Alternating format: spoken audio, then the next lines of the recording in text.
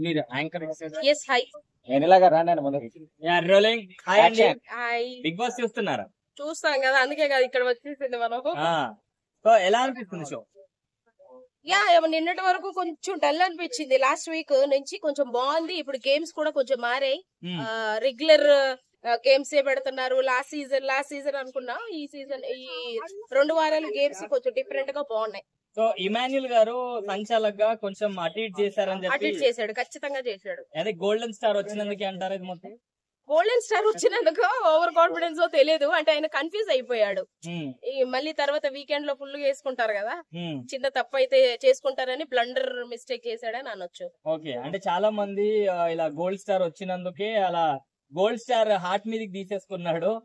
అని చెప్పి అంటున్నాం లేదు అలా అయితే కాదు అబ్బాయి ఏదో చేయాలనుకుని ఇంకేదో అయిపోయిందని అయితే నేను ఖచ్చితంగా చెప్పగలను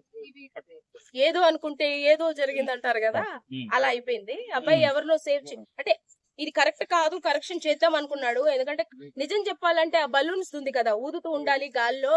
అనే దాని దగ్గర నుంచి మొదలైంది అబ్బాయి కన్ఫ్యూజన్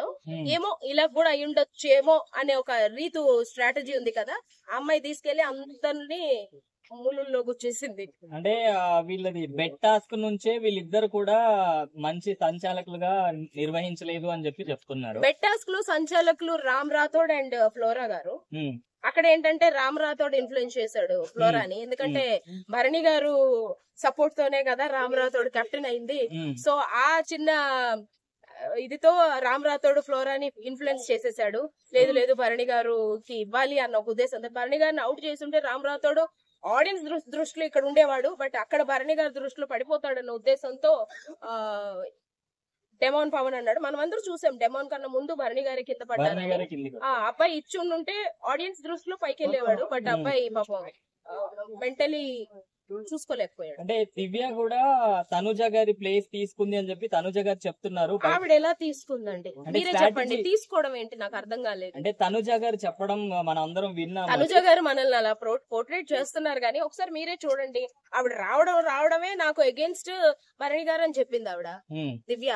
ఈయననే నాకు గట్టి పోటీ అని చెప్పింది అలాంటి ఒక అమ్మాయి భరణి గారితో కనెక్ట్ అయిందంటే మన ఇద్దరు మెంటాలిటీస్ ఒకలాగా ఉంటాయనే దగ్గర భరణి గారు కనెక్ట్ అయ్యారు అంటే బయట నుంచి చూసుకొని వచ్చి ఎవరి దగ్గర ఉంటే మనం హైలైట్ అప్పుడు అలా అయితే ఏమంటారు డెమోన్ దగ్గరికి వెళ్ళొచ్చు కదా డెమోన్ తోనే కదా రీతు కథ నడిపిస్తూ మరి సస్టైన్ అవుతుంది డెమోన్ కి హైట్ ప్రాబ్లం వస్తుంది కదా దివ్య అంటే మీరే మొత్తం మాట్లాడేస్తారా నన్ను మాట్లాడిరా అక్కడ పాపం అండి అన్న చెల్లెలు అనుబంధం అది బిగ్ బ్రదర్ అని చెప్పింది అమ్మాయి అన్నది చాలా చిన్నదిగా ఉంది అక్కడ బిగ్ బ్రదర్ అనేది మనకు పోర్ట్రే అవ్వలేదు బట్ వాళ్ళు కనిపించేది మాత్రమే మనకు పోర్ట్రే అయింది మనం ఇక్కడ కథలు వేసుకుంటున్నాం కథలు రాసేస్తున్నాం బయటకు వచ్చాక సినిమాలు తీసేస్తాం దానివల్ల సొసైటీకి ఏమైనా యూజ్ ఉందా బిగ్ బాస్ వల్ల సొసైటీకి ఎప్పుడు దేని వల్ల యూజ్ ఉండదండి ఇదిగో ఇలా వీడియోలు తీసుకొని మనం పోస్ట్ చేసుకొని ఆనందం పడటం తప్పితే ఎవరి వల్ల ఎవరికి యూజ్ ఉంటుంది నిజం చెప్పాలి అంటే వాళ్ళు గెలిస్తే మనకి రూపాయి రాదు ఓడిపోయినా రూపాయి పోదు బట్ దాన్ని మనం కంటెంట్ గా చేసుకొని బ్యాడ్ నుంచి గుడ్ కావచ్చు గుడ్ నుంచి బ్యాడ్ కావచ్చు దాని నుంచి ఒక కంటెంట్ తీసుకొని దాన్ని మనం మేక్ యూజ్ చేసుకోవడం అనేది ఒక విధంగా మనకి ప్లస్ కదా we're making use of that videos కదా సారీ చూసా సో నాగార్జున గారు ఫైర్ అయ్యారు కదా అవుతారు కదా ఖచ్చితంగా అవుతారనే చూస్తున్నాం ఆల్రెడీ మనం కూడా అయ్యాం బట్ అది కనిపించలేదు ఆయన నేషనల్ ఛానల్ అయ్యారు కాబట్టి అందరికి కనిపిస్తుంది సో ఈ వీక్ ఎవరు ఎలిమినేట్ అవుతారు ఈ వీక్ నాకు సుమన్ శెట్టి గారు ఫ్లోరా వాళ్ళ మీద ఫేరే ఎప్పుడో అవ్వాలి ఆవిడ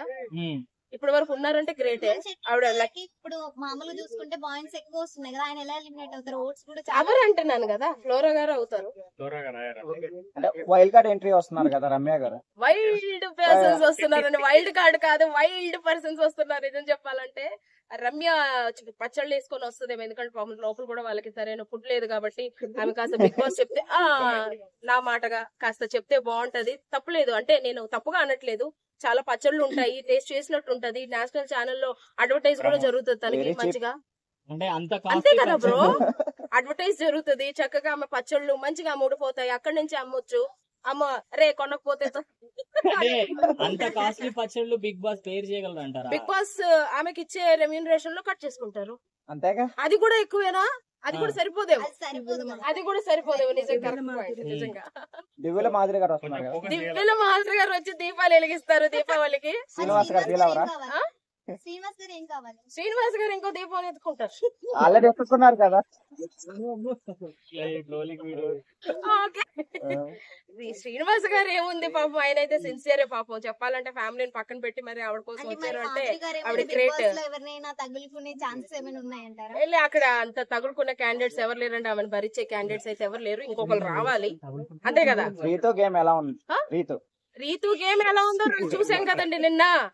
అప్పటి వరకు డెమోన్ పవన్ చేతుల మీదుగా వెళ్ళింది కాబట్టి వెళ్ళింది. ఎప్పుడైతే రీతు చేతుల మీదకి వచ్చిందో పోయింది. సారీ పోయింది. వచ్చేస్తున్నాయి ఇక్కడికి వచ్చిన తర్వాత వచ్చేస్తున్నాయి అసలు. సారీ. Okay, thank you.